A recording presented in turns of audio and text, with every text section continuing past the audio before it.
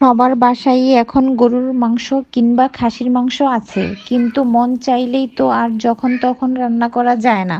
কিন্তু যখন তখন মন চাইলেই খাওয়ার উপায়ও আছে। আর যারা অফিস করে বাসায় এসেই তো সাথে সাথে রান্না করা যায় না।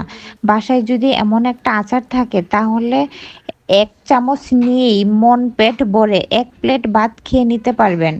আসসালামু আলাইকুম। আজ আমি আপনাদের সাথে শেয়ার করব গরুর মাংসের আচার। এই আচারের জন্য আমি গরুর মাংস ছোট ছোট কিউব করে কেটে নিয়েছি। এই মাংসগুলো ভালো করে ধুয়ে পানি ঝরিয়ে নিব।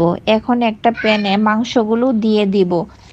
তারপর দিব রসুন বাটা, আদা বাটা, লবণ, হলুদের গুঁড়া, মরিচের গুঁড়া, ধনিয়ার গুঁড়া, জিরার গুঁড়া সব দিয়ে নেড়ে চেড়ে ঢেকে দিব। একটু হলুদের গুঁড়ো, মরিচের গুঁড়ো, একটু ধনিয়ার গুঁড়ো, জিরার গুঁড়ো।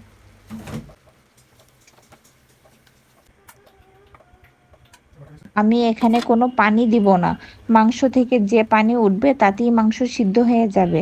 আমি কোনো পানি দেইনি, তারপরও কত পানি উঠেছে। এখন মাংসগুলো একদম শুকনো করে নেব।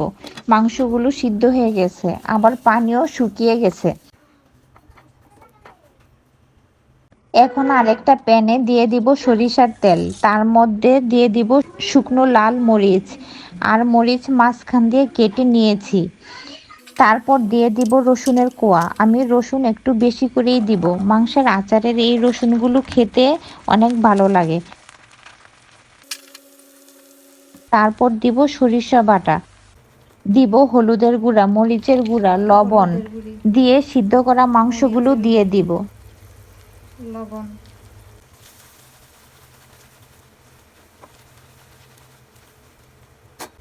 মাংস।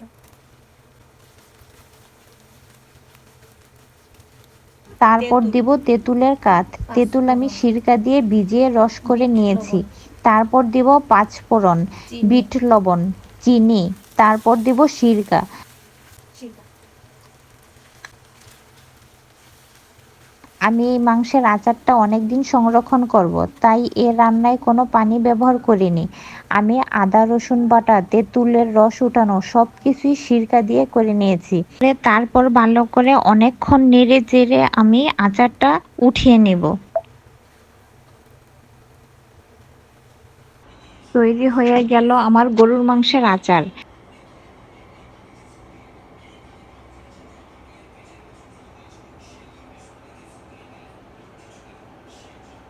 সারা রাত ঠান্ডা করে পরের দিন সকালে কাচের বয়ামে ভরে রেখে দিলাম।